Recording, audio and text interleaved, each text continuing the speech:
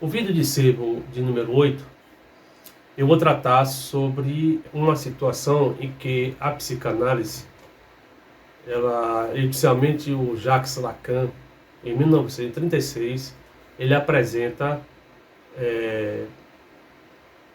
no Congresso Internacional de Psicanálise em Berlim. Diga-se de passagem, ele tinha acabado de defender sua tese de doutorado, ele na área médica, ele já era um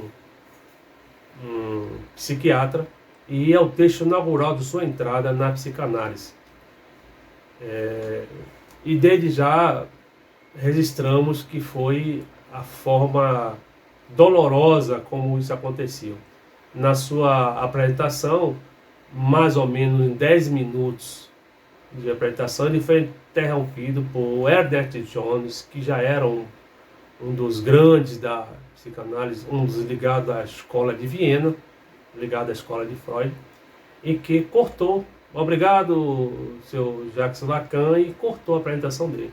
Ele extremamente ficou chateado, se retirou do Congresso e apresentou 13 anos depois, em 1949, no Congresso de Zurique, esse trabalho, em que ele faz referência à forma como foi cortado, né, a sua apresentação inicialmente. E nos anos 60, isso serviu como um dos escritos inaugural da psicanálise de Jacques Lacan, que se chama Estádio do Espelho.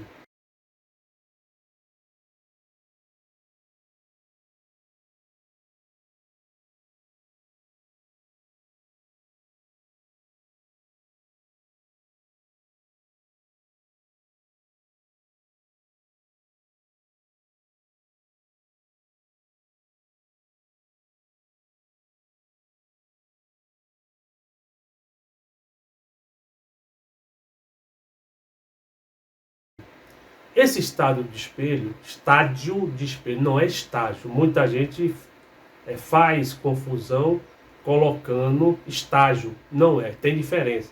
Estágio é uma situação de fases temporal, né? Eu estou me aperfeiçoando para depois eu fazendo estágio para depois e tal. Estádio, ele remonta à situação das arenas gregas, em que a pessoa se vê, a pessoa olha. Então, estádio do espelho. E passou a ser conhecido como uma metáfora do espelho. Por que é metáfora? Diante das múltiplas representações que se tirou desse aprendizado, né? Ele acontece no bebê, uma criança de 6 meses a 18 meses, em que a criança ainda está espedaçado no seu sentido interno. Por que espedaçado?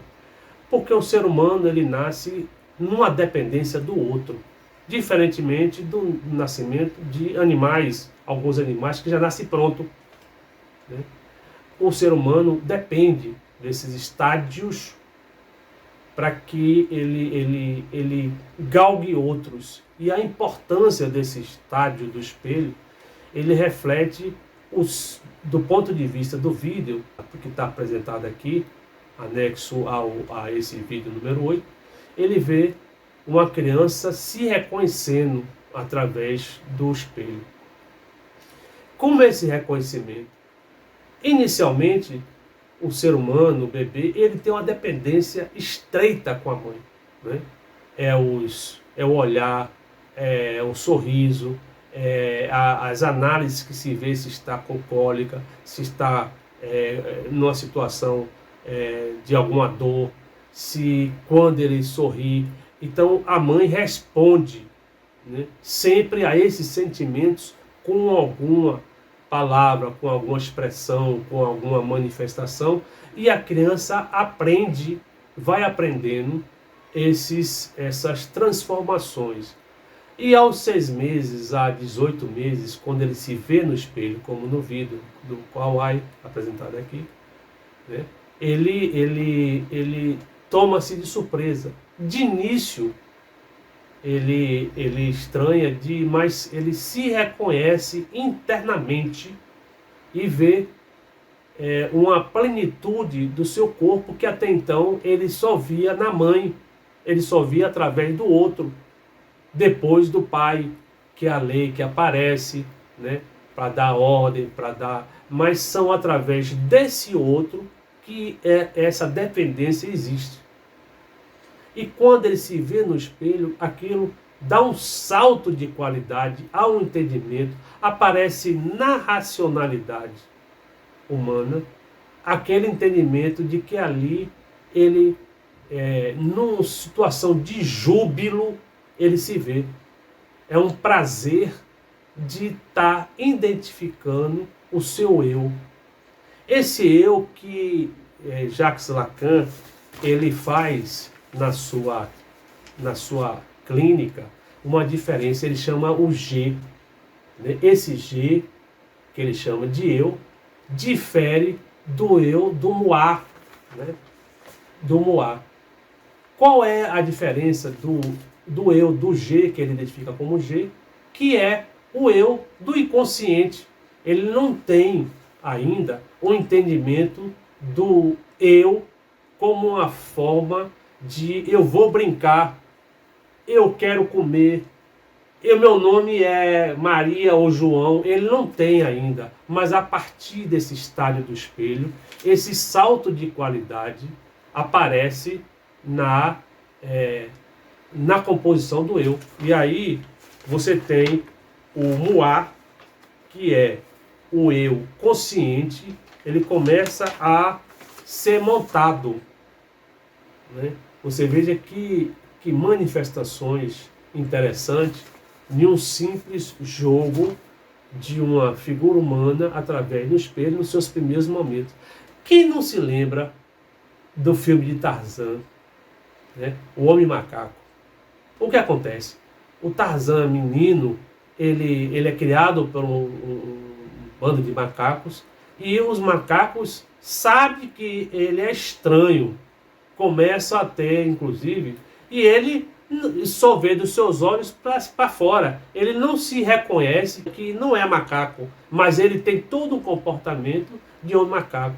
Até que aquele questionamento, quando ele é rejeitado, quando começa pelo bando de macacos, ele vai no navio que foi naufragado por seus pais e encontra o espelho e começa a ver sua mão, começa a se olhar, a ver, se identificar seu corpo. Ali ele tem uma passagem para o seu eu consciente. Então, o filme, inclusive, começa com essa situação muito próximo do estado de espelho.